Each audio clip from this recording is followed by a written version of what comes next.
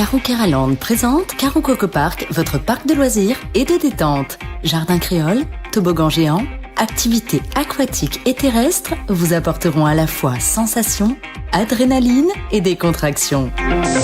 Régalez-vous dans son restaurant, le Coco Blue, ou dans l'un de ses snacks. Partagez des émotions fortes dans la zone de jeu Coco Game, où Escape Game, réalité virtuelle et maison de la peur vous offre un 3 en 1. Fêtez vos meilleurs événements avec Caro Coco Recept dans nos espaces privés lounge. Séjournez chez Caro Coco Lodge, des hébergements de charme, proches de la plage ou du spa. Caro Keraland, le cœur de tous vos loisirs. Martinique Actualité.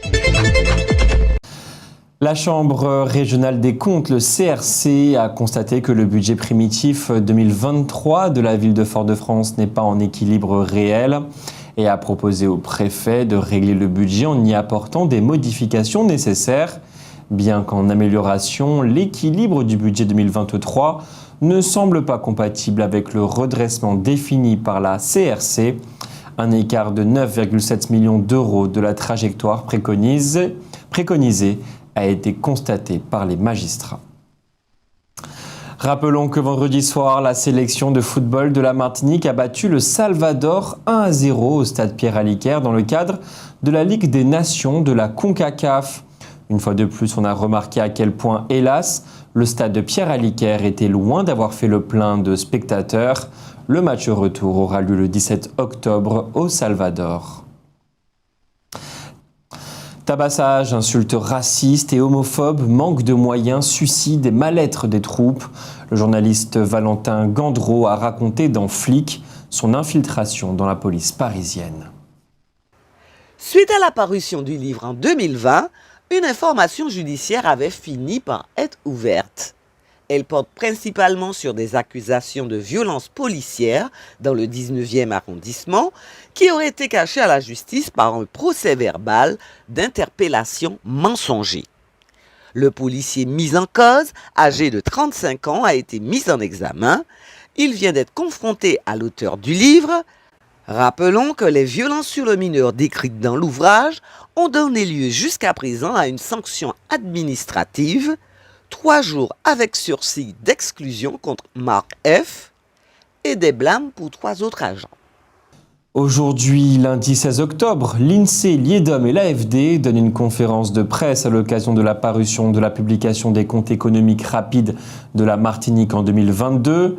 Les sous-titres de cette publication, c'est une croissance martiniquaise dynamique grâce au tourisme et à la consommation dans un contexte d'inflation élevée. Nous y reviendrons. La caravane de l'insertion, une initiative de la mission locale de l'Espace Sud, sera à Sainte-Anne demain, le 17 octobre 2023. C'est l'occasion pour les jeunes en quête d'opportunités professionnelles et pour les entreprises locales à la recherche de talents prometteurs. La caravane de l'insertion est, en effet, un projet itinérant conçu pour faciliter l'accès des jeunes au marché du travail.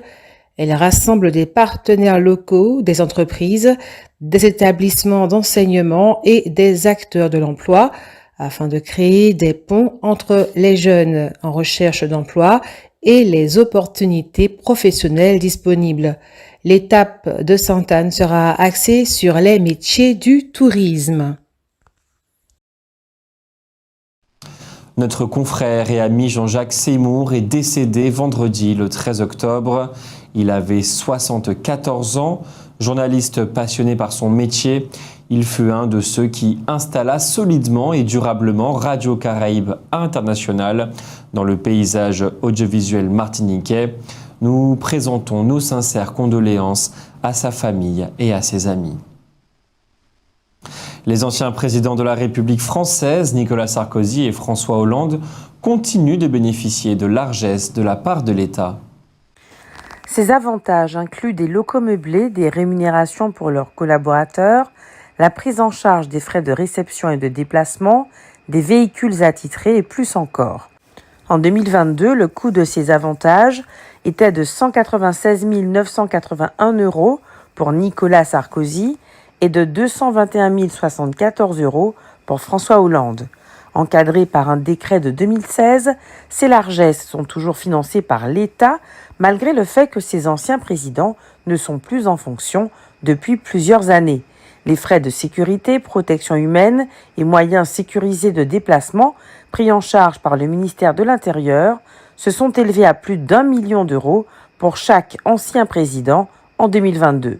Toutefois, les moyens matériels et humains alloués à ces anciens présidents ont été réduits conformément à un décret entré en vigueur en mai 2022.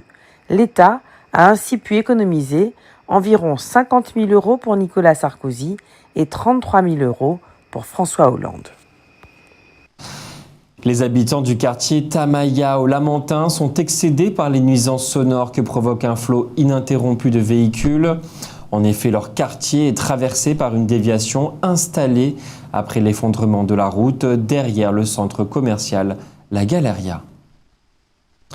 L'association Rando sans frontières propose le dimanche 23 octobre une immersion de la langue créole après une randonnée de niveau 1 sur l'habitation Vatable autour de Edmond Mondésir, philosophe et auteur d'ouvrages. Jude Duranty, ancien directeur de bibliothèque, seront évoqués l'origine du créole aux Antilles, sa richesse et sa complexité. On retrouvera les proverbes créoles trop tôt disparus, ainsi que les ouvrages des intervenants. Une animation qui se déroulera uniquement en créole autour des arbres de la forêt Vatable à partir de 11h, suite à la randonnée. Le ministère de l'Intérieur et des Outre-mer renforce ses effectifs. Police nationale, gendarmerie nationale, métiers du numérique.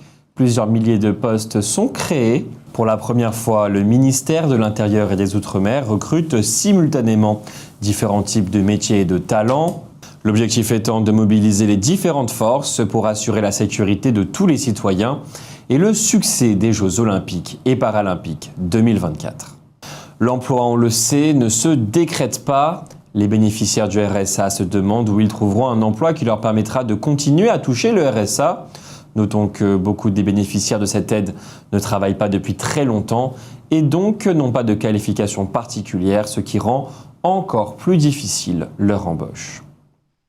Il est normal et même nécessaire d'avoir des bactéries dans la bouche, mais des études montrent que certaines d'entre elles sont en lien avec des problèmes de santé. Il est important d'avoir une bonne hygiène bucco-dentaire parce que la présence anormale dans la bouche de certaines communautés de bactéries est à relier avec des maladies du foie, l'insuffisance rénale, des cancers, des maladies du cœur ou l'hypertension. L'intérieur de la bouche est la porte du système gastro-intestinal, mais également du reste du corps. Chez les humains, seul l'intestin accueille plus de microbes que la bouche. Plus de 700 espèces de micro-organismes résident dans la bouche, qu'il s'agisse de bactéries, de champignons, de virus ou de protozoaires. On en trouve autour des dents, sur les gencives, la langue, le palais ou encore dans la salive. De nouvelles technologies permettent d'étudier leur composition génétique et leur appartenance familiale. Normalement, ces micro-organismes restent stables, mais des changements dans le degré d'acidité ou d'alcalinité, de température et d'oxygène peuvent rompre l'équilibre du microbiote buccal au sein duquel les micro-organismes vivent en synergie et les bactéries nocives risquent de devenir dominantes, ce qui peut provoquer des saignements de gencives, des gingivites et des parodontites. Or, des inflammations chroniques, même de faible ampleur, peuvent entraîner des maladies. Elles sont susceptibles de déclencher des diabètes de type 2, de l'artériosclérose, l'épaississement des artères, voire l'obésité.